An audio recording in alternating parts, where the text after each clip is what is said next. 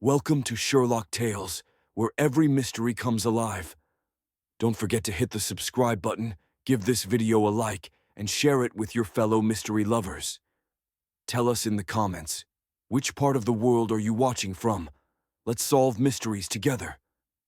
On an evening of unpromising drizzle and blown lamps, when London's streets were smeared with the reflections of their own dimness, a singular caller was shown into the familiar sitting room at Baker Street.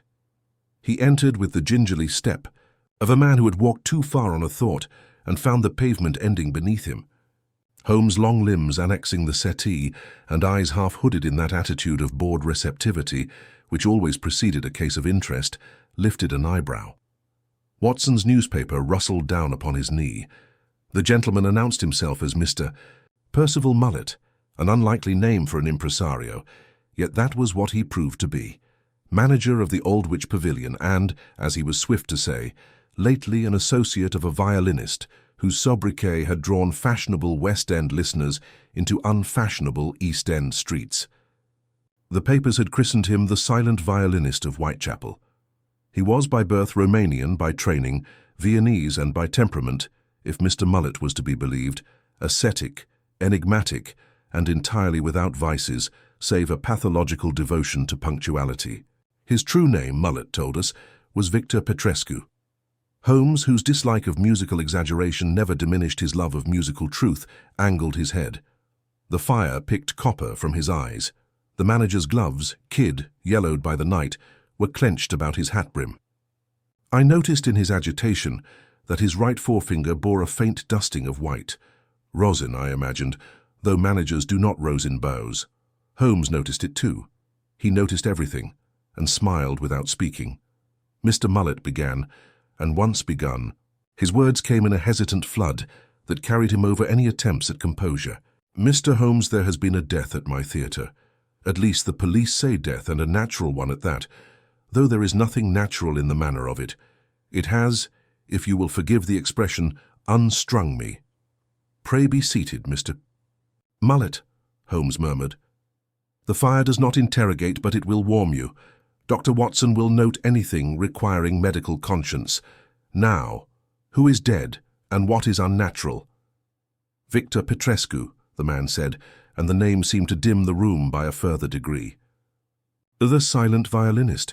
He played tonight, or rather he did not play, which is the heart of it, and afterward we found him in his dressing room, and the door was bolted, and— He swallowed. Forgive me. I am not equal to a physician's calm. Holmes sat forward. You say he did not play, yet the program announced Wieniawski's second. The gallery would have known if a piano were substituted for a violin. What do you mean he did not play? Mr. Mullet wet his lips, and his eyes, small, anxious, entrepreneurial, shifted to Watson as if a doctor might make the account less absurd. The hall was full to the pin, gentlemen. The stage lamps were lowered to the hue he preferred, a chill blue that set his instrument in relief against the velvet drape. He stepped forward to the footlights, alone, as was his conceit for the opening 5 bars. He drew his bow. We saw the stroke, the audience saw it. The boy on the gas lever swore he felt the rosin in his throat. And yet, nothing, not a sound, not the faintest whisper of string. It was as though every ear in the house had been stuffed in concert. The orchestra came in at the appointed measure. Poor fools, they took his silence for a bravura hesitation, and when they did, it was merely noise upon nothing. He kept his bow moving, gentlemen. He performed the entire cadenza in pantomime, with the gravity of a priest at a wordless mass. And still, nothing. Watson could not help himself. A broken sound post— No, said Mullet too quickly. The instrument spoke in the rehearsal not 30 minutes prior. Warm, resonant. He tested the hall for pockets of dead air. He was fastidious, it sang then. And later, before he went on, I heard him behind the curtain, just a series of scales. It sang then as well. But at the moment of performance, no sound. Holmes's fingers steepled. And afterward? Afterward. He bowed to a silence which grew to a confusion, and then to a kind of panic. He withdrew without haste. He was a grave man and did not take affront like others. I went round by the corridor to his room to demand, no, to beg, an explanation. Perhaps the bridge had slipped at the first stroke, and he carried on rather than display the instrument's infirmity. Perhaps the impresario's voice grew small. The door was bolted from within. I called to him. There was no answer. We fetched a carpenter. The police were sent for. The bolt was forced. He was seated on the little chair by his mirror, as if resting, his instrument across his knees, his bow in his hand. His eyes were closed, and there was a serenity to his expression I had not seen in life. He was dead, gentlemen. Natural causes, Holmes repeated, and it was not a question. So Inspector Lestrade calls it. A failure of the heart, say they, brought on by exertion. But I swear to you he was strong as a hickory bow. And what heart fails at the precise instant a violin ceases to exist? That is the unnaturalness of it, Mr. Holmes. The silence killed him, or something like it. Watson, who has been physician to soldiers and to sorrow, holds himself a man of scientific temper. Yet even he felt the prickle of a fancy, the notion that silence might be an instrument. He dismissed it, and more stoutly because it appealed. Holmes rose and crossed to the mantel where his chemical paraphernalia had begun again to colonize the marble. He did not touch anything, merely looked into the fire as if the coal's red architecture hid a staff notation only he could read. "Tell me, Mr. Mullet," said he at last, "you spoke of rehearsal within the half-hour. Who was present?" "The full orchestra, their conductor, Mr. Itzhak Bloom, myself, the gas boy, the stage carpenter, and Miss Ada Vale, our mezzo, who was on the second half of the bill. There was also a young man, one of those East End lads who attach themselves to genius as remoras to a shark, who carried Petrescu's case. I do not know his name. Petrescu called him Bayat, which I am told is Romanian for boy. Was Mr. Petrescu's hearing normal? He had a trick of touching his left ear before he began, as if to tune the world out. But he heard. Oh, he heard everything. He could shame a bassoon with a glance. "And you, sir?" Holmes said, turning. "Keep rosin in your pocket." The impresario started, looked at his finger, and smiled with embarrassed pride. "I used to stage manage at the Surrey, Mr. Holmes. In a pinch I have tightened a string and set a scene in the same breath. Old habits." Holmes inclined his head as if a minor point had been conceded in a debate no one else followed. He drew on his dressing-gown cord until it was taut between his fingers. The door was bolted. The windows, latched on the inside with putty on one where the sash rattles. The inspector remarked upon it. Nothing disturbed. No smell but rosin and lamp oil. No note. Mr. Mullet hesitated. Only, if you will not laugh, sir, only a page of manuscript on the dressing-table. Staves ruled in violet ink. No notes drawn. Only rests. Bar upon bar of complete silence. He had written his silence. Watson felt his skin gather cold. Holmes's nostril lifted a fraction. He gave the impression of a whippet scenting not a rabbit, but the shadow of one. And the time, from the curtain to the carpenter's pry, 20 minutes, no more. The boy ran like a hare. Holmes nodded once. "We shall go to your pavilion at once. The drizzle will do no mischief to a dead man, and it never yet harmed a truth if it was waterproofed at birth." Mr. Mullet made as if to rise, but Holmes's hand hovered in the air, arresting him with the elegance of a conductor's two-beat. "One last trifle," Holmes said. "Mr. Petrescu was called the silent violinist because he favored pauses, or because he favored Whitechapel." "Because of a story in the penny press," Mullet said, looking unhappy. "They printed that he had once taken an entire movement and played it non sonante, with the bow scarcely touching, only the ghost of sound, so that the audience leaned forward as one body and forgot to breathe. It was not true. He had a gift for pianissimo, yes, but he did not deal in tricks. He hated tricks." Holmes smiled in that thin inward fashion Watson had learned to read as genuine interest. "Then either someone has paid him a gross compliment after his death," he said softly, "or someone has given him a trick he detested." He reached for his coat. The violin case of his own experiments, empty for years, gleamed briefly in the corner. Watson took his hat and bag. The rain, when Mrs. Hudson opened the door, came down like thread clipped from a frayed sky, and the city's breath steamed from the grills of its cellars. In that breath, 10 minutes later, the Aldwych Pavilion stood like a lantern swallowed by fog, At its stage door, a constable's truncheon tapped an idle rhythm on the jamb, and somewhere within, beyond the nailed flats and dusty backcloths, there was a room where an artist had written down nothing and died of it. Watson, who knew his friend's moods, saw that curious brightness kindle in Holmes, the particular scintillation born when a paradox brushed past the skin of logic. The theatre swallowed them, the constable's nod, the draught of gaslit corridors, the smell of grease paint and damp rope. And as their footfalls laid a bar of sound upon a house which had lately confessed to being incapable of it, the case of the silent violinist of Whitechapel began. The stage door admitted us to a passage of raw brick and iron brackets, where coils of hemp hung like molting serpents, and the house's breath came warm and stale from the grid above. A constable touched his helmet. Beyond him, Inspector Lestrade stood with the air of a man who had already explained everything, and resented the world for not agreeing. He greeted Holmes without enthusiasm and me with civility, and led us along a corridor where the paint had blistered from 1,000 foggy winters. "The door's been forced," said Lestrade, halting before a little room whose threshold wore the polish of much pacing. "Bolt was shot." No other entrance. Doctor from the division had a look, heart most like. "These foreign musicians run to nerves." Holmes did not answer. His long fingers hovered a moment above the splintered bolt, as a dowser's twig is said to waver above water. He smelt the air, glanced up at the transom, paint-clogged and shut, then stepped within. It was the modest den of a professional. A narrow table, a cheap mirror starred at one corner, pegs with a black frock and a grey cloak upon them, a washstand with an ewer and glass, a little iron stove no larger than a hat-box, and on the chair by the mirror the dead man as Mr. Mullet had described him, composed, the bow still in his right hand, the instrument across his knees, as if he had ceased between phrases to consider a fingering. Death had done him the courtesy of tidiness. There was no distortion.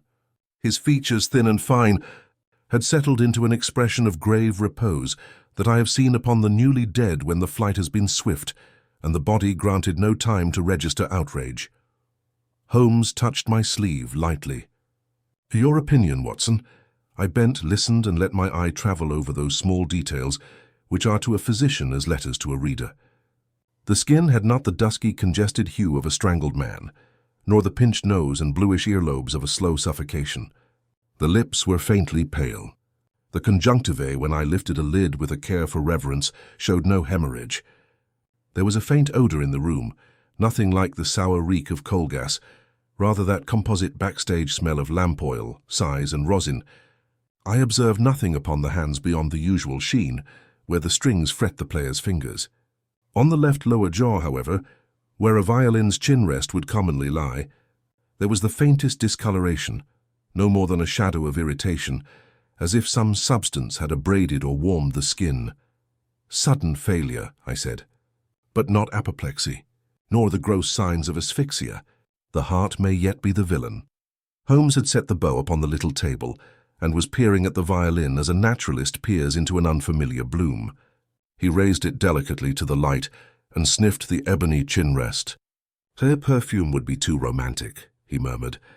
"But there is an odor, barely there, neither floral nor culinary. Observe the surface, Watson." I followed his finger. The glossy plane where the player's jaw would press had a dullness in one crescent, like breath upon a window. Holmes laid the instrument back upon the dead man's knees with a gentleness that had nothing of sentimentality and everything of respect for a tool. He passed to the washstand, dipped the tip of his finger into the water in the glass, withdrew it, and frowned. "Warm, though not enough to have been poured in the last quarter hour." He refreshed himself before he went on. "The ewer water is cold, so this," he touched the glass, "is recent. Who brought it?" Lestrade made a note with reluctant pencil. "We can ask the call boy." "Presently," Holmes said. "First, the paper Mr. Mullet mentioned. It lay upon the dressing table, a sheet neatly ruled with violet staves, each measure bearing the symbol of rest." Holmes did not touch the inked side. He slid a blank score sheet from beneath, turned the silent music face down upon it, and with the pad of his finger gathered the merest soot from the little stove's lip. He breathed upon the underside of the page, and with that soft black, shaded as one shades to bring a rubbing out of a coin. Across the inner fibres, faint, a few strokes came up, indentations of a hand that had written upon the leaf above. They were not notes but letters, fragments. A V, a tall L, an A with a cramped tail, and then Holmes's eyelids lowered, a slanted E, veil, he said quietly. Mr. Mullet started. Miss Ada. She is a lady, Mr. Holmes. A musical one, Holmes returned without inflection. And ladies are as subject to nouns as the rest of us. It is not proof. It is a direction post. Doctor, your alcohol, if you please. I produced the little bottle I carry for instruments and cuts. Holmes moistened a corner of his handkerchief, and with the lightest of touches, wiped along the first string at the point where bow and string first embrace. He did the same for each string in turn, and for a thumb's width of the bow hair near its middle. Then, seating himself upon the second chair, he set the instrument beneath his own jaw and drew the bow. The first note that answered was a ghost. No sound, only a sensation of friction. The second gave a faint whisper, as of silk on silk. The third, after a further brisk rub, rose clean and true, and the room, which had had too much silence, remembered what a G can do upon a well-made violin. He replaced it, and there was the glint in his eye which I associate with the detection of a simple idea artfully buried. You see, Lestrade, there is nothing supernatural in a silence. Lay upon the strings a substance that deprives the hair of purchase, wax, oil, glycerin with a touch of soap, and the bow may travel with admirable theatrical effect while the audience attends to a miracle. The rehearsal would sing, the performance would not. A dab with the right solvent restores the friction and with it the voice. Lestrade looked as one who sees a conjurer extract an egg from his own sleeve. And who dabbed your what-do-you-call-it on the strings? Not Mr. Petrescu, Holmes said, unless he desired to earn hissings instead of encores. When did this dressing room stand empty? Between rehearsal and performance. Mr. Mullet, who had recovered a little of his managerial stiffness, answered promptly. After rehearsal at 6, the company cleared the stage for an acrobat troupe whose manager had come about a booking. Petrescu remained to practice scales behind the curtain. At 1:30 he came here to dress. I met him in the corridor and said the house was good. He nodded. I went to the front office. The corridor boy would have been at his post. Miss Vale warmed her voice in the green room from 6:45.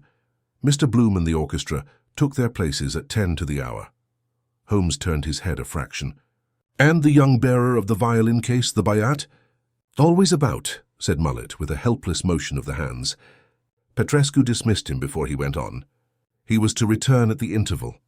I did not catch the lad's name. Holmes rose. His gaze made a brief circuit, the bolt, the transom, the stage dust upon the floor, the little fleck of putty on the window sash, the rosin cake whose topmost facet was too clean, as if a new plane had been broken off. He took up the bow again and held its hair against the light. Note here, Watson, the hairs darkened for the breadth of a finger, and there the faintest gumminess. The sabotage was thorough but hurried. A careful hand would have dressed the entire ribbon. Lestrade's pencil scraped. So we have a prank. Malicious, I grant you, but hardly murder. The man's heart gave way from embarrassment. Holmes's mouth tilted.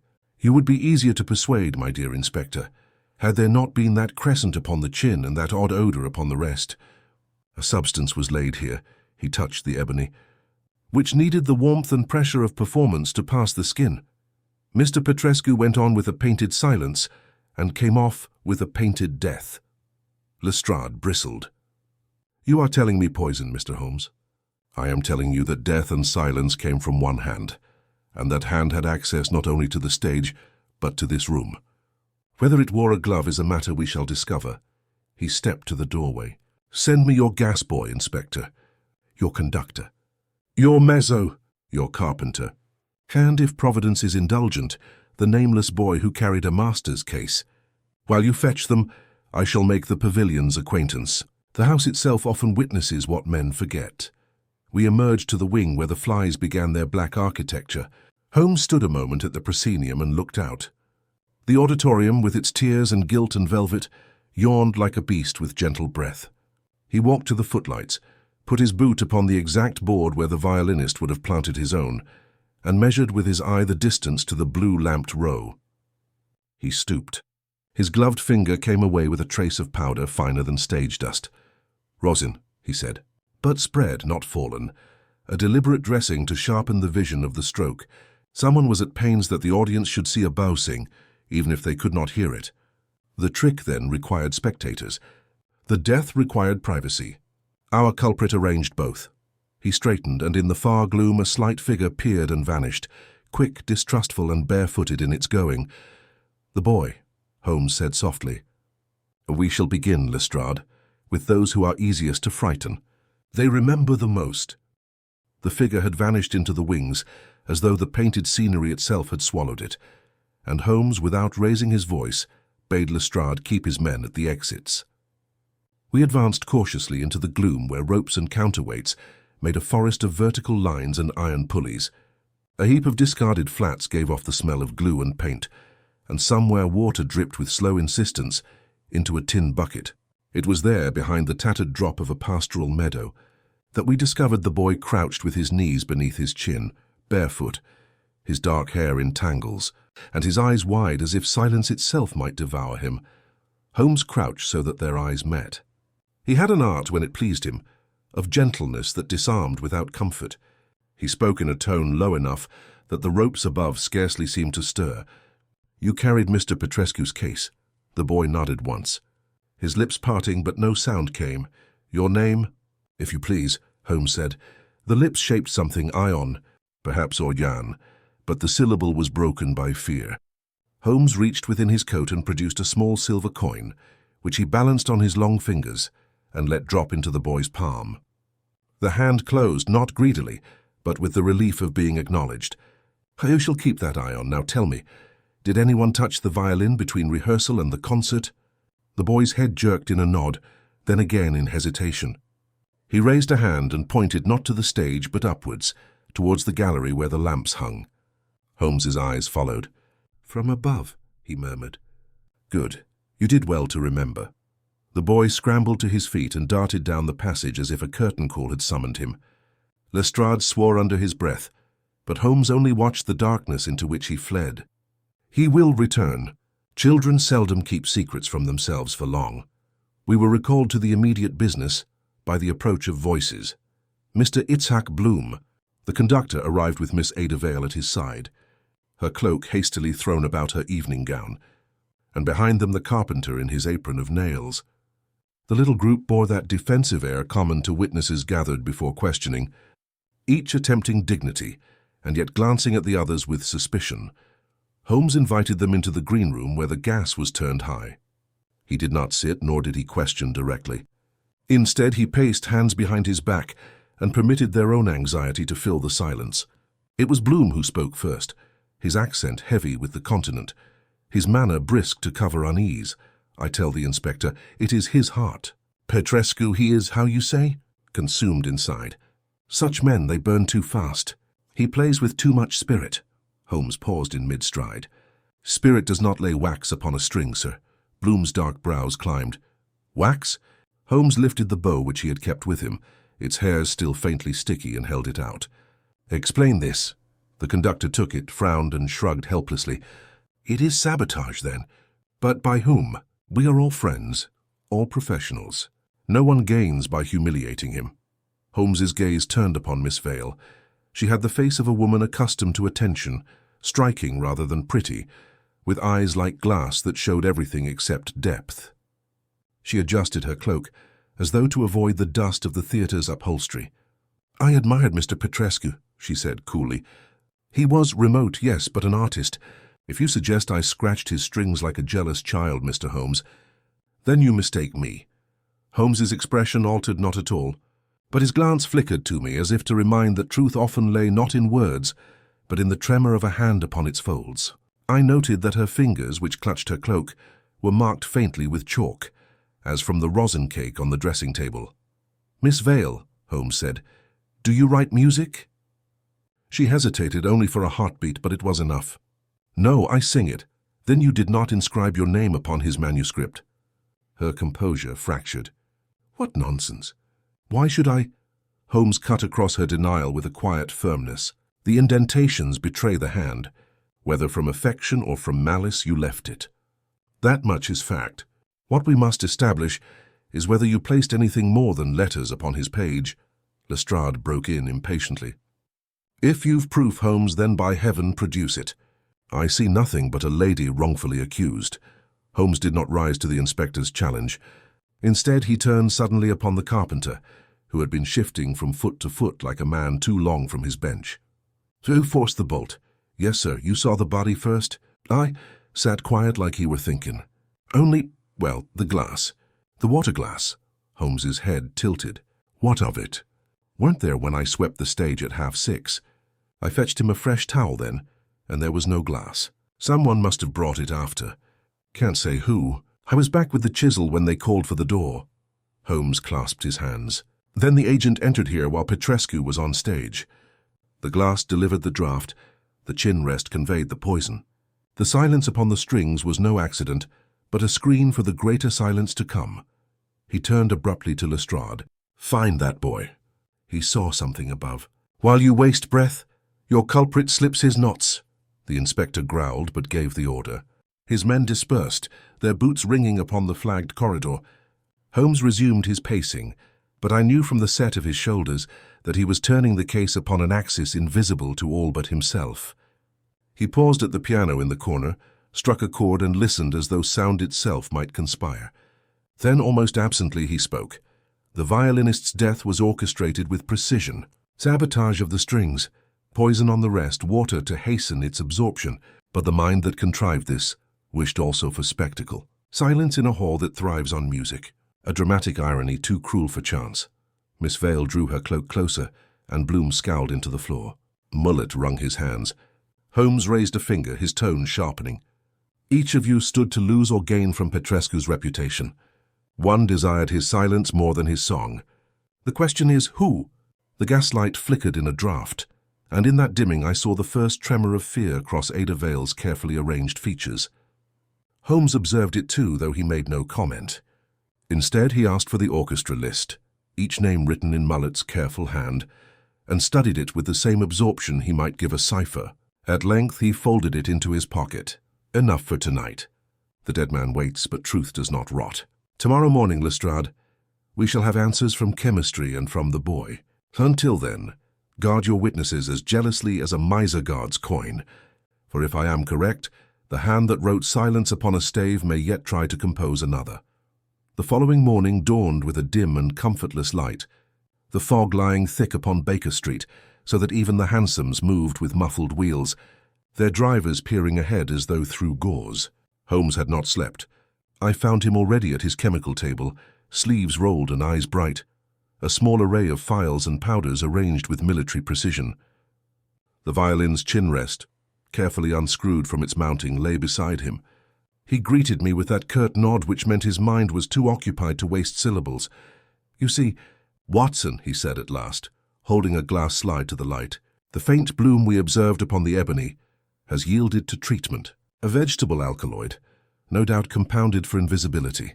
I detect strychnia's bitterness, though attenuated, and a trace of aconite's acrid sting. Applied to the rest, warmed by the flesh, absorbed through the jaw. Ingenious and cowardly.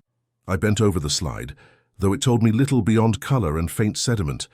Then it was murder, not failure of the heart. Plainly, he said, the silence upon the strings was artifice, but the silence of the man was design. We deal with a mind capable of subtleties and of cruelty. At that moment, Mrs. Hudson announced Inspector Lestrade. The fellow entered with his usual blend of suspicion and deference, hat in hand, boots still wet from the streets. He wasted no time on courtesies. We've got the boy, Holmes. Brought him in from Spitalfields. Slipped back home, but my men traced him. He's no more than 12. Excellent, Holmes said. And Miss Vale? Guarded in her lodgings. She's fit to take umbrage, I can tell you. Denies she wrote a stroke of her name, swears she barely spoke to Petrescu outside rehearsal. Holmes smiled thinly. The lady will forgive our disbelief. And the boy? Lestrade shrugged. Frightened, clams up. Says he saw a figure lean down from the gallery while Petrescu tuned, but when pressed he shakes like a leaf. You'll get little from him. On the contrary, Holmes said, reaching for his coat. Children remember best when they forget they are questioned. Come, Watson.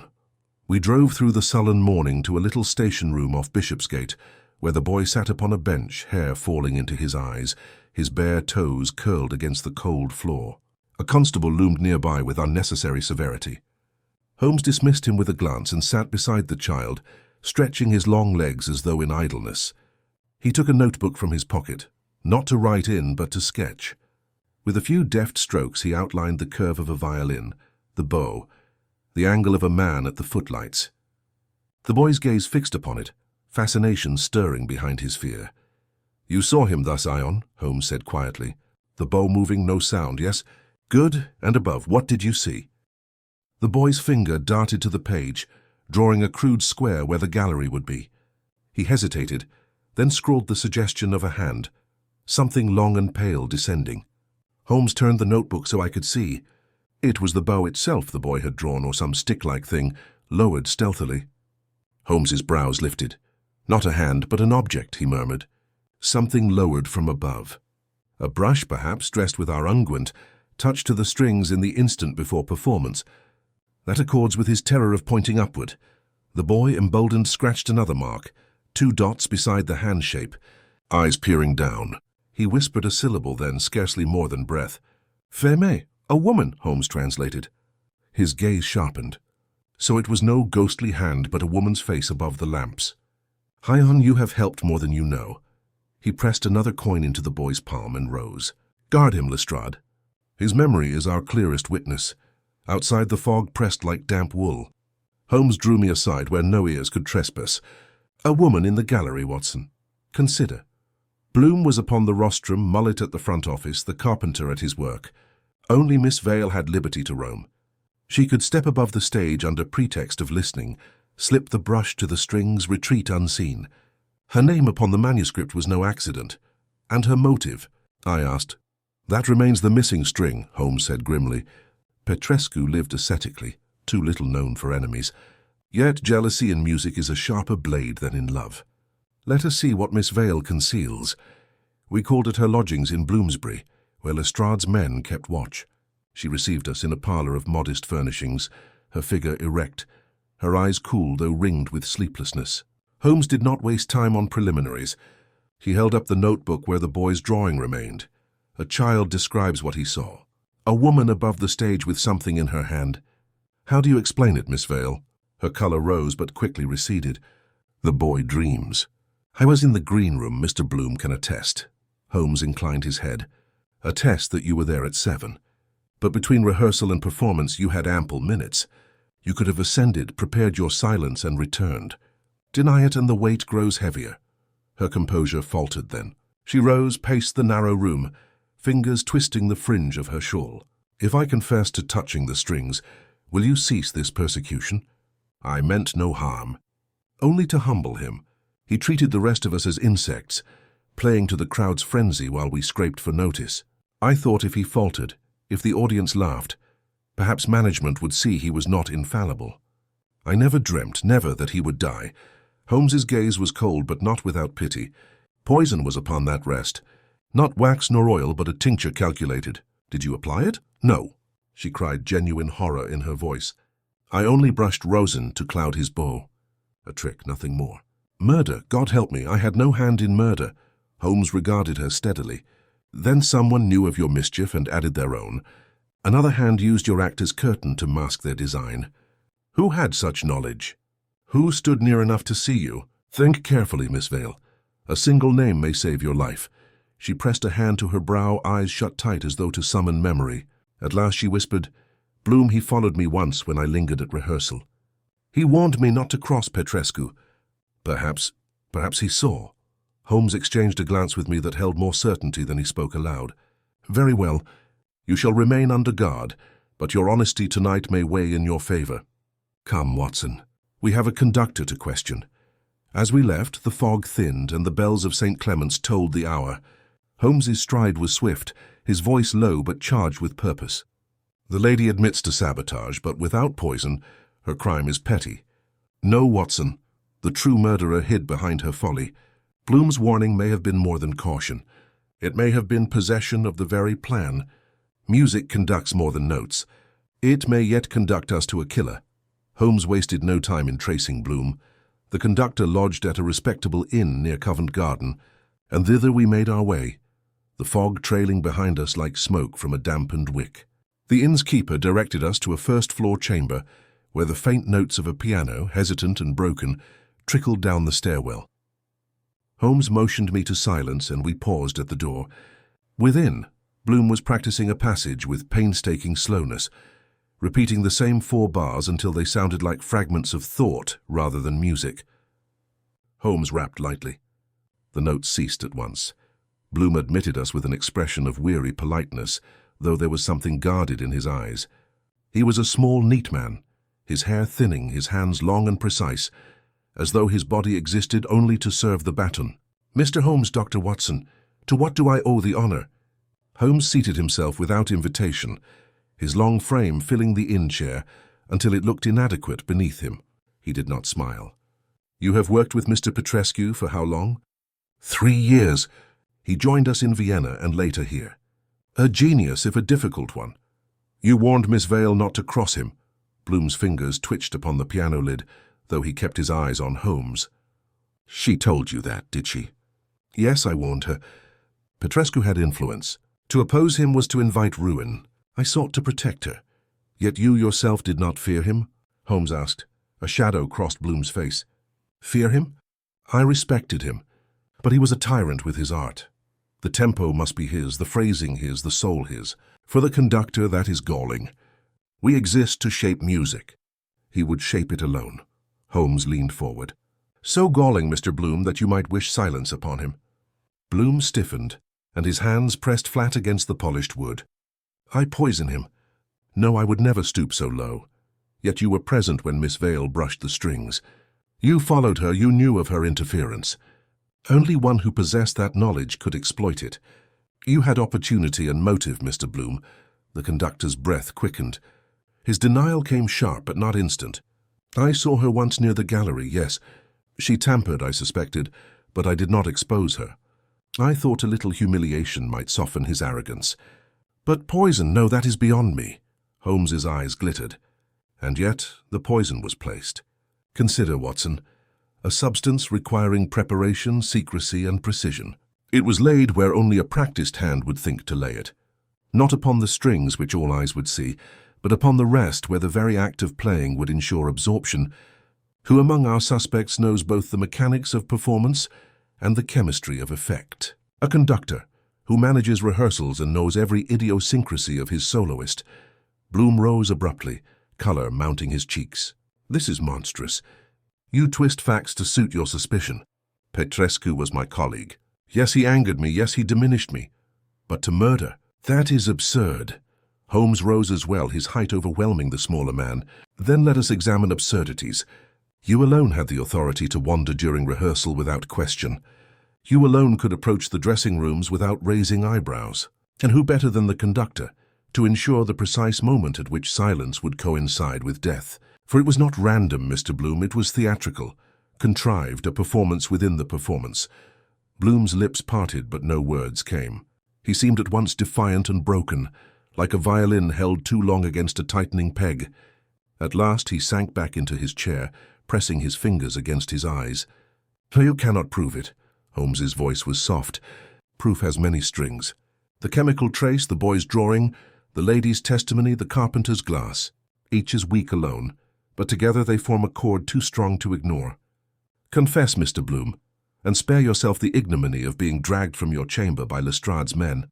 There was a long silence, filled only by the muted clatter of crockery from below. Then Bloom lowered his hands, his face pale. "I will not confess. I will say only this: genius is cruel. It crushes those about it. Petrescu would have ruined us all. Perhaps the world is lighter without him." Holmes's gaze did not waver. "Your words condemn you more than mine could. Very well. Lestrade will take the bow." We left him thus, shaken but unyielding. In the street, Holmes drew me close, his voice brisk. He skirts confession but withholds it. He may yet attempt flight or worse, silence our witnesses. We must act quickly. "Then you are certain he is the murderer?" I asked. Holmes's eyes narrowed against the fog. "Certain, Watson?" "No, but conviction draws near. He had knowledge of Vale's act, resentment toward Petrescu and access to the means. Yet one thing troubles me: the manuscript of silence. That page was not Bloom's hand. Its intent was symbolic, mocking, and Bloom, for all his vanity, is literal. There is another mind at work, one that desired not only death but irony. As we reached Baker Street, Holmes paused with his key in the lock, his face lit with sudden clarity. "Watson, think!" The music of rests bar upon bar of silence. Who thrives upon pauses, upon timing, upon empty bars filled with expectation? "The conductor," I said. Holmes's smile was grim. "Precisely. But whether Bloom alone or another using his shadow, we shall see. Tonight we return to the pavilion. There lies the answer, in the orchestra pit, in the very heartbeat of silence." The fog had thinned by evening, though London still seemed to carry the residue of that uncanny silence which had fallen upon the pavilion the night before. Holmes and I arrived by cab, our lamps cutting narrow furrows through the dimness, and the theatre loomed out of the murk like some slumbering beast whose eyes were the faint glow of gas behind shuttered panes. Lestrade awaited us at the stage door, his manner brisk yet weary, as though the case had already grown heavier than his patience. He reported that Bloom remained at liberty under surveillance, Miss Vale guarded at her lodgings, and the boy Ion safe in police care. Holmes nodded, his attention already beyond the inspector's words. We entered the pavilion through the wings. The house was empty, the seats draped in shadows and the stage bare but for a few abandoned props. Holmes descended into the orchestra pit with the sure tread of a man measuring a battlefield. He moved from music stand to music stand, pausing at each as though listening for some lingering echo. His fingers brushed crumbs of resin, a pencil stub, a folded program stained with ink. At last he halted at the conductor's lectern, and there he crouched, his keen eyes drawn to the narrow groove where the baton struck. He drew from it a scrap of paper, crushed and almost illegible. He smoothed it against his knee, and I saw it was part of a score, but with the notes scratched away, leaving only empty bars. "Another page of silence," Holmes murmured. "Not Petrescu's hand, but the same conceit. Do you see, Watson? It was planted here for Bloom alone to find. Our murderer stages not just a death, but a performance within a performance, an elaborate jest of silence." Lestrade peered over his shoulder, unimpressed. "Paper and ink prove nothing, Holmes." "I want a man in irons, not riddles." Holmes rose, his expression sharpened by thought. "And you shall have him, Inspector. But the key lies not in ink alone. Observe, the fibers bear the faint impression of a sharper nib than Bloom uses. I shall compare it to Vale's and Mullet's pens. But there is more. The scrap reeks faintly of lamp oil. That suggests it was kept near the stage lamps. We must ask ourselves, who lingers habitually among the lamps above?" "The gas boy," I said at once. Holmes inclined his head. "Precisely. We have overlooked him in favor of more conspicuous suspects, yet he commands the lamps and shadows. He alone could move unseen above the stage. If the boy Ion glimpsed a woman's face, perhaps it was but the play of light or a mask of intent." Lestrade grunted. "You'd pin it on a stagehand? A lad who earns a few pennies turning valves?" Holmes's reply was swift. "Stage machinery is the kingdom of invisibles, Inspector. Those who labor in shadow may see more than any star of the stage. Let us find this gas boy." We ascended by a narrow stair to the gallery, where the lamps hung like suspended suns, their pipes and valves snaking along the rafters. The air smelt of oil and scorched metal. Holmes's lantern swept the space until its beam lit upon a ragged blanket in the corner, beside a coil of hose and a battered tin cup. Clearly someone had been sleeping there. Holmes bent to examine it, and his hand drew out a small case no larger than a snuff-box.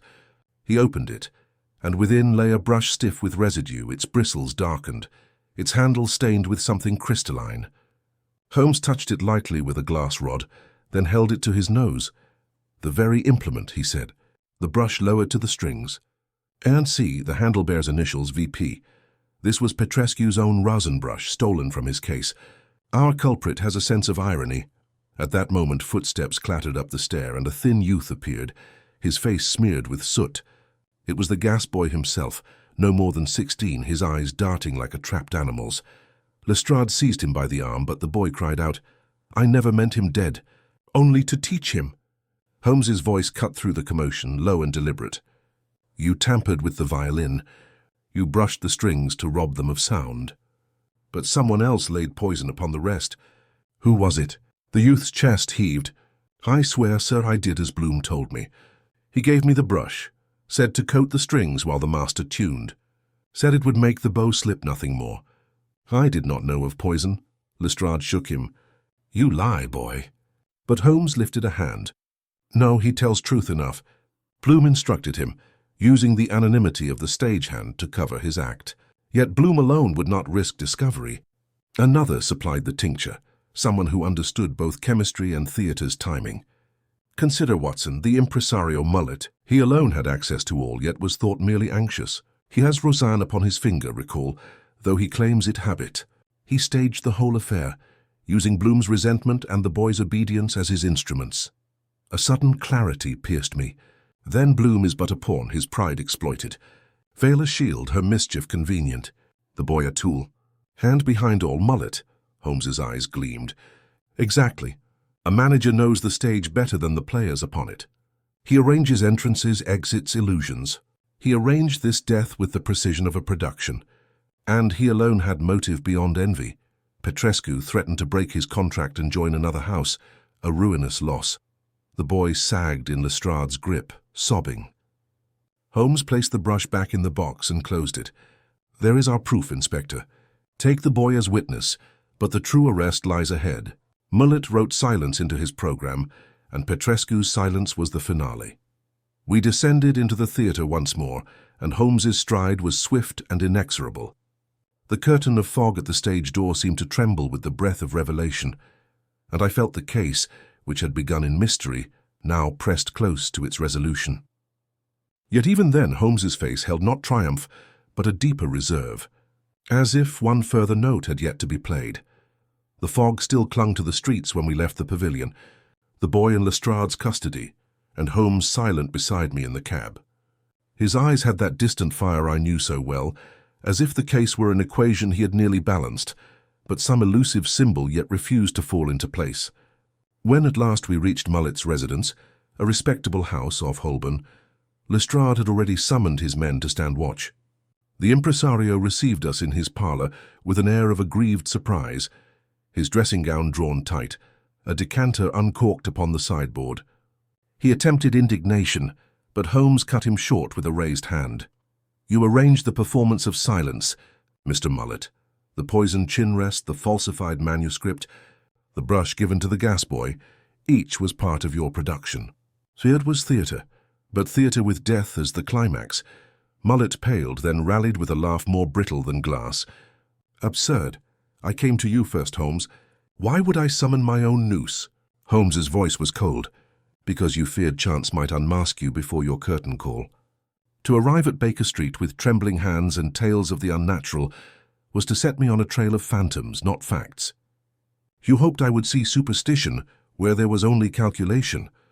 Lestrade stepped forward, but Mullet held out his hands as if to ward him off. I deny it. Yes, I fretted over Petrescu's whims. What manager would not? He was erratic, arrogant, a drain upon purse and patience. But murder? That is another world. Holmes drew from his pocket the small case with the stained brush.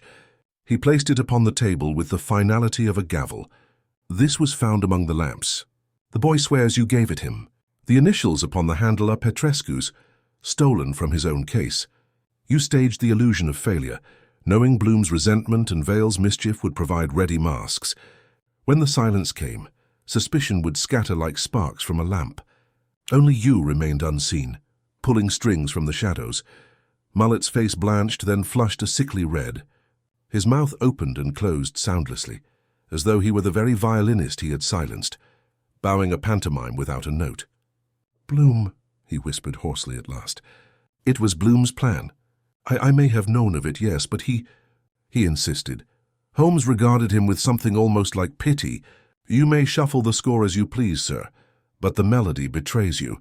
Bloom may have lent his grievance, Vale her vanity, the boy his unwitting hand. But the author of silence was you. The contract papers in your desk, unsigned by Petrescu, will prove the motive. You faced ruin if he left you, so you bound him to you in the only way you could, by ending him. Lestrade gave the signal, and his men closed in. Mullet sagged into their grasp like a puppet whose strings had been cut. He muttered something half-coherent, fragments of excuses, of financial loss, of genius too costly to bear. They led him away, his protests dissolving into the night. When the door closed, the room seemed strangely hushed, as though the very air conspired to remind us of the crime. Holmes poured himself a measure from Mullet's decanter, regarded it and set it down untasted. He drew from his coat the manuscript page of Silent Rests and held it to the lamplight. There lies the essence of the crime, Watson. Not merely greed or fear, but irony. Mullet was a man of theatre. He could not resist composing silence itself into his spectacle, mocking the very art he claimed to promote. We returned to Baker Street near dawn, the city stirring like a sleeper roused by distant bells. Holmes sank into his chair with a weariness that came not from body, but from mind stretched taut across too fine a wire. I ventured to speak what had troubled me through the night. Yet Bloom too is guilty, Holmes. He set the boy to tamper with the strings. Without that, the greater design may have failed. Holmes steepled his fingers. True. Bloom acted, but with intent to humiliate, not to kill. He shall answer for his share, but murder requires more than malice. It requires calculation. Bloom's folly was a note in the harmony, but Mullet conducted the score. The law will judge the degrees, I nodded, though uneasily. The vision of Petrescu, serene in death with his violin across his knees, lingered with me. And Miss Vale? I asked. She too will stand before inquiry, Holmes said. Yet her guilt is vanity, not venom. She will live to learn the bitter lesson that envy may furnish a cloak for darker crimes.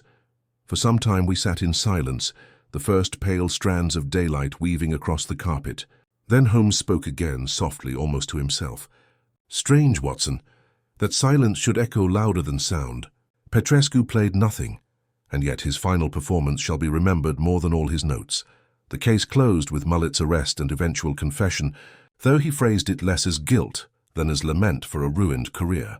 Bloom was censured, Vale dismissed from the company, and the boy Ion vanished back into the labyrinth of Whitechapel, clutching the coins Holmes had pressed into his palm.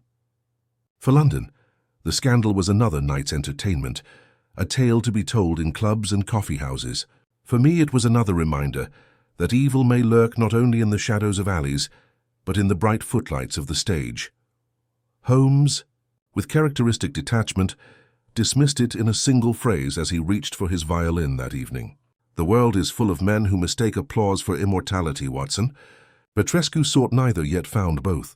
Mullet sought both, yet found silence, and with that he drew the bow, and the first true note that filled our sitting room seemed, after so much artifice and death, more alive than any music I had ever heard. In the days that followed Mullet's arrest, London's papers seized upon the tale with a relish that left little room for nuance. Murder in silence, cried one broadsheet, while another declared Petrescu a martyr of genius, brought low by envy. The more lurid journals suggested curses, foreign intrigues, and societies of musicians sworn to secrecy. Holmes read them with his habitual disdain, letting the newsprint fall to the hearth as though it were ash already spent. Yet I could see he was not wholly satisfied. There was a tautness in his manner, a refusal to consign the matter to his mental archives. One evening, as I returned from a late call at a patient's home, I found him bent over the same manuscript of Silent Rests, magnifying glass in hand, his pipe forgotten and cold. He did not look up when I entered. "Watson," he said, "tell me what strikes you about this page." I took it, examined the empty bars, the violet ink, the careful ruling. "It is mocking, Holmes, a composition of silence, but beyond that I see little." He rose, restless, and paced before the fire. Mockery indeed, but not Mullet's. His hand was theatrical, his motive financial, but his mind lacked this precision. The nibs cut, the ink's hue, the subtle flourish of the rests, they belonged to a practiced musician, not a man of contracts. I frowned. "Then you mean Mullet did not pen this at all?" "Precisely. He wielded poison, but someone else wrote the script. Consider, my dear fellow, the page was discovered in his dressing room, another scrap in the orchestra pit, both pointing toward silence's theme. Mullet's vanity could not have conceived so elaborate a symbol. There is another player upon the stage. I felt a chill. You suspect Bloom still?" Holmes's eyes gleamed. "Bloom, or one like him, the conductor who thrives upon rests, upon expectation. It is as I told you before. Silence is his weapon, not Petrescu's, and yet why permit Mullet to bear the brunt? Why compose the manuscript and then vanish behind another's guilt? That, Watson, is the true mystery." Before I could reply, a knock sounded below, hurried and insistent. Mrs. Hudson ushered in Inspector Lestrade, his face grave. "Holmes, the devil take it, but Mullet's dead. Hanged himself in his cell this morning. Left no note." Holmes received the news with no more than a tightening of the jaw. "Convenient," he said. "Too convenient. The dead make excellent scapegoats, Inspector. They answer no further questions." Lestrade looked uncomfortable. "Do you mean to say—" "I mean to say," Holmes interrupted, "that the curtain has not fallen. Someone placed those pages, someone used Mullet as instrument, and now ensures he will play no more. If you are wise, you will keep Miss Vale and Bloom under close eye. Our murderer is still among them." Lestrade swore under his breath. "I thought the case closed." "The public may think so," Holmes said sharply, "but truth does not bend to applause. Leave us now, Inspector. There is work to be done." When Lestrade departed, Holmes turned to me with sudden intensity. "Do you recall the faint odor upon the violin's rest? Not wholly strychnia nor aconite, but tinged with resin. That concoction bespoke a hand with chemical knowledge beyond Mullet's capacity. He was a showman, yes, but no chemist. No, Watson, the poison was compounded elsewhere, by one who understood both music and mixture." I considered. "Bloom has the training in music, but chemistry? Just so. Not in Bloom's education. Yet recall the carpenter's remark, that the glass of water appeared only after rehearsal, not before. Someone entered unseen, bearing both glass and preparation. And what if that someone desired not merely to kill, but to compose a death like a movement in symphony?" Holmes sank into his chair, fingertips pressed together. "We must return to the pavilion, Watson. There is still a note unsounded, a bar unfilled. Until we find the true composer of silence, Petrescu's Requiem remains unfinished." That night we retraced our steps to the theatre. The building lay dark, abandoned until the scandal faded. A constable at the door admitted us, grumbling at the futility of guarding empty wood and velvet. Holmes moved through the wings with lantern raised, every detail seized upon by his hawk's eye. He paused at the piano in the green room, lifted its lid and struck a single key. The note reverberated strangely, muffled as though cloth had been laid within. He reached inside and drew forth a folded sheaf of paper, hidden among the strings. He spread it upon the table. It was another manuscript, but unlike the others it bore both notes and rests, a skeletal melody interspersed with silence. At the foot of the page, a signature in bold strokes, "I bloom, bloom," I breathed. So he was the author after all. Holmes's expression was unreadable. "Yes and no. Look closer. The hand is Bloom's, but the ink is darker, fresher. This was written after Petrescu's death. A forgery, or a confession. That is what we must learn. But one thing is clear.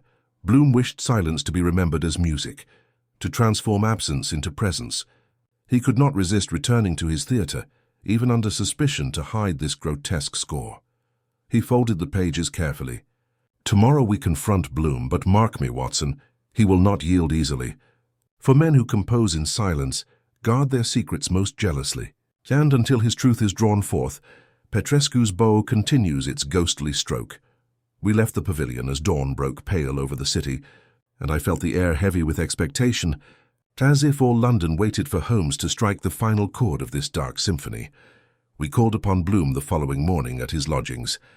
He received us in the same chamber where Holmes had confronted him before, though this time there was no pretense of politeness. His face was wan, his eyes red-rimmed as if the weight of suspicion had hollowed him.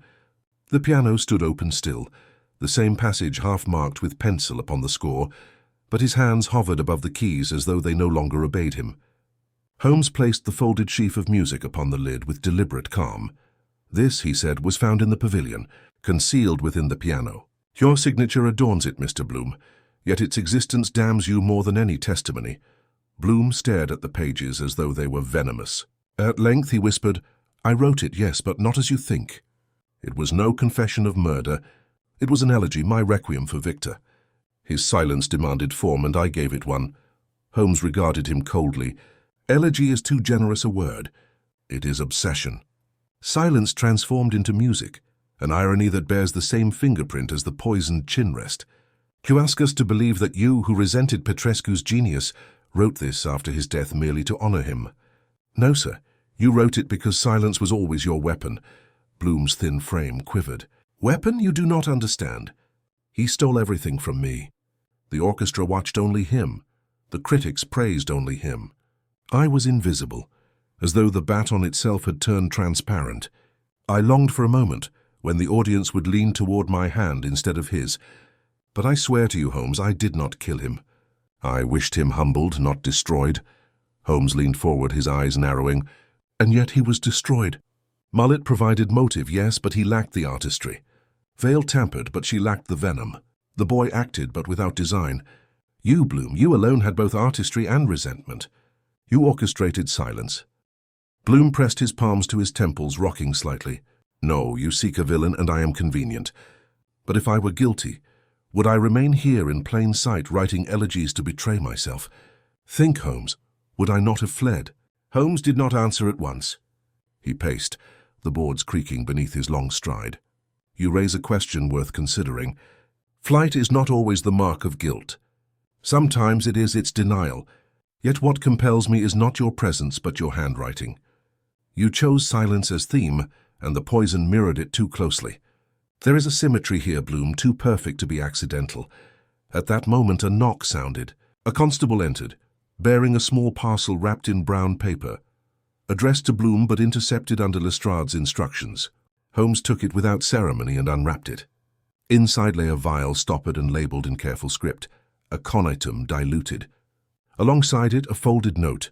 For the next performance of silence, Bloom recoiled as though struck. I never saw that before. I swear it. Holmes examined the label. The hand was elegant, precise but not identical to Bloom's. Curious, he murmured. The same flourish upon the letters as on Petrescu's manuscript, yet not quite yours. Another hand imitating. He turned sharply. Bloom, who has access to your study, to your papers, to your ink?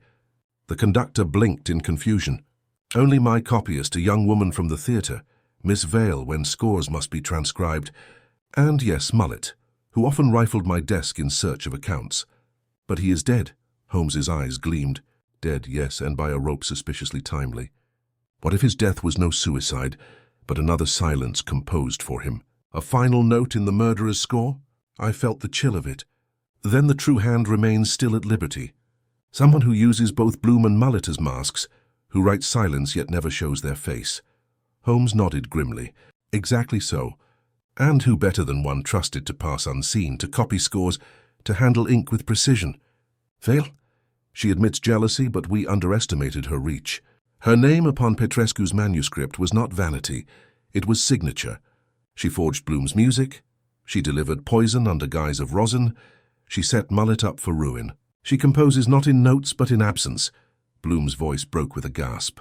Ada, impossible. She was ambitious, yes, but murder. Holmes turned on him with sudden severity.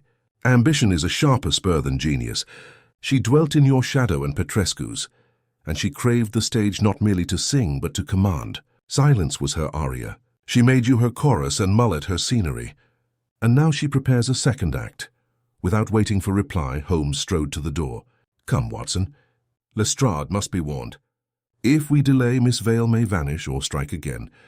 The true composer of silence must be made to speak. We left Bloom trembling beside his piano. The unfinished elegy spread like a wound upon its lid. Outside, the fog was lifting, the bells of midday sounding across the rooftops. Yet for me the air seemed heavier than ever, as though London itself held its breath, waiting for the final chord of a symphony written in silence and death. We found Lestrade in his office, buried beneath reports and impatient with interruptions. Holmes's sudden entrance swept away the inspector's protest, for there was a force in my friend's manner that permitted no trifling. He laid before Lestrade the vial and the forged score, his voice clipped and urgent. Inspector, you must have Miss Vale secured at once. She is no bystander. She is the architect. Mullet and Bloom were her instruments, but she has written this entire affair in bars of silence. If you delay, she will vanish into the city's fog as thoroughly as a note dies upon the air. Lestrade blustered, half rising from his chair. We've had her under watch, Holmes. She's harmless enough. A singer with a bruised ego. Holmes cut across him like a whip. A singer, yes, but also a copyist, skilled with ink, capable of imitation so precise that Bloom himself could scarcely deny his own hand. She placed poison upon the chin rest with the same subtlety she placed silence upon Petrescu's bars. And Mullet, poor fool, was her shield. She left him to bear suspicion, then ensured his death left no questions unanswered. Do you not see? She conducts still, and the orchestra has not yet ceased. The inspector swore, summoned 2 constables, and within minutes we were bound for Vale's lodgings. The carriage jolted through the narrow streets, Holmes silent beside me, his long fingers drumming some unheard rhythm against his knee.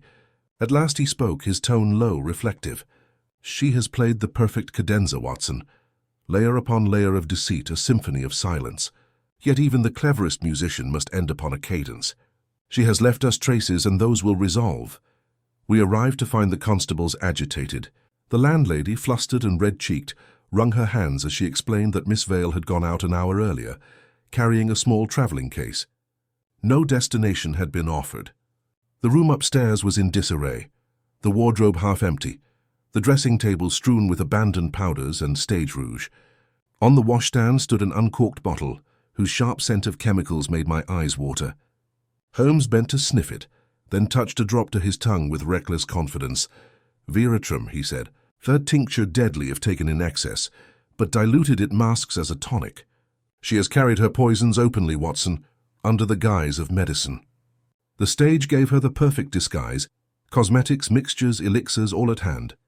Lestrade muttered curses and sent his men scurrying in every direction, but Holmes did not stir from the washstand. His gaze fell upon a scrap of paper pinned to the looking-glass, no larger than a calling card. Upon it, written in Vale's bold hand, was a single line of music. 3 bars of silence, then a fermata, the symbol of a held pause. Beneath it, the words, "The final aria waits." Holmes pocketed it. "She means to perform again, Inspector. Not upon the stage, but in the world." A final silence, one that will crown her work. Where then does ambition drive her? To an audience greater than the pavilion? To the city itself? We left in haste, and Holmes guided us unerringly toward Covent Garden. "Mark me, Watson. Tonight the Philharmonic performs there, and Vale will not resist. The greatest stage, the fullest house. Her silence will be heard most loudly where sound is most expected." We arrived at dusk, the square alive with carriages, lanterns, and the clamour of a fashionable crowd.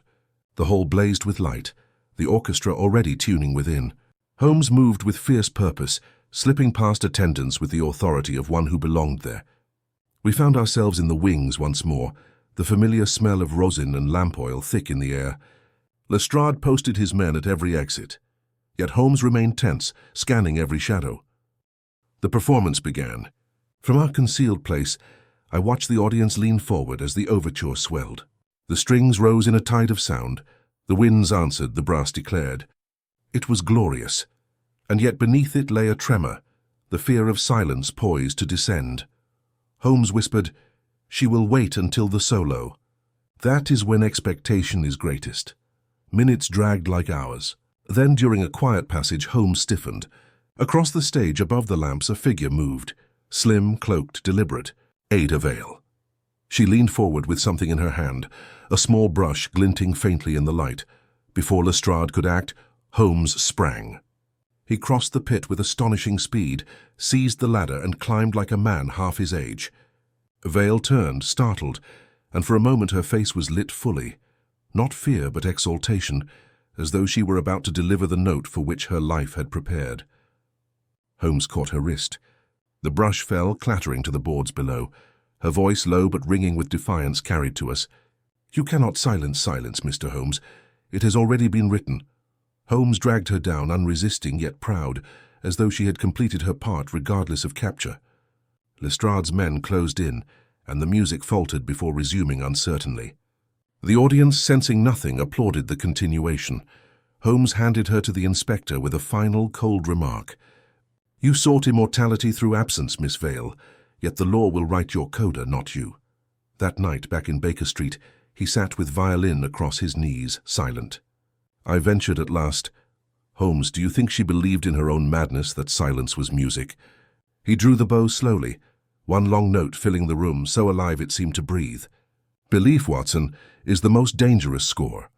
She believed absence more powerful than presence. But music lives not in silence, nor genius in envy. It lives only here. He pressed the strings, and the note deepened, resonant. True, where sound dares to exist. I watched him, and thought of Petrescu, of Bloom's trembling hands, of Mullet's broken vanity, of Vale's fierce eyes, a symphony of ambition and ruin, ending at last in a single sustained tone. And when Holmes let it fade, the silence that followed was no longer dreadful, but peace. The trial that followed was swift, for the evidence against Ada Vale was as damning as it was peculiar. The forged manuscripts, the poisoned brush, the vial with its taunting inscription, each spoke with a voice she could not silence. Bloom testified reluctantly, admitting his role in urging the gas boy to tamper with the strings, but his guilt was one of pride and folly, not murder. He was censured, disgraced, yet spared the gallows. Mullet, already dead by his own or another's hand, became but another prop in her theatre of deception. Vale herself stood in the dock with a composure that unnerved all who saw her. She neither wept nor denied, but when asked to account for her actions, she replied with chilling serenity, "I wrote in silence what I could not sing in sound. The world would not hear me otherwise." It was as if she believed the court itself an audience gathered for her final aria. Holmes attended one morning of the proceedings, more to confirm his deductions than from morbid interest. When sentence was passed, he turned from the court without triumph, his face set in lines of weary certainty. Later, in Baker Street, he remarked to me that genius without humility is more dangerous than ignorance armed with malice. She sought to command through absence, Watson, and in so doing made herself a void. The law has filled it with justice, but the echo of her ambition will remain for some time. Bloom, broken and humbled, vanished from London's stages, retreating to obscurity. Ion, the boy whose terrified memory had provided the first thread, was given some small assistance by Holmes to begin anew in more honest employment. The scandal faded from the city's appetite as quickly as it had been devoured, replaced by fresher outrages. But for Holmes and me, the case lingered. One evening, some weeks later, I found him once more with his violin. He played softly, a mournful strain that seemed half elegy, half meditation. When the last note fell away, I said quietly, "You have given Petrescu his requiem, Holmes." He shook his head. "No, Watson. Petrescu's requiem was written in the silence of his death. What I play now is for us who live, a reminder that music exists only where men are humble enough to let it breathe. Silence is inevitable. Sound is a gift." And with that he lowered the bow, gazing into the fire with that distant look which always seemed to stretch beyond the walls of Baker Street into some greater, unseen realm. For my part, I closed my notebook with a sense that the case of the silent violinist of Whitechapel was not merely solved, but completed, its chord struck, and its echoes allowed to fade. Thus ended one of the strangest of our adventures, an affair woven of pride, envy and silence, resolved at last by the clear voice of reason, and though the city soon forgot, I knew I would always recall the night when sound itself seemed to vanish, and Holmes, by logic alone, restored it.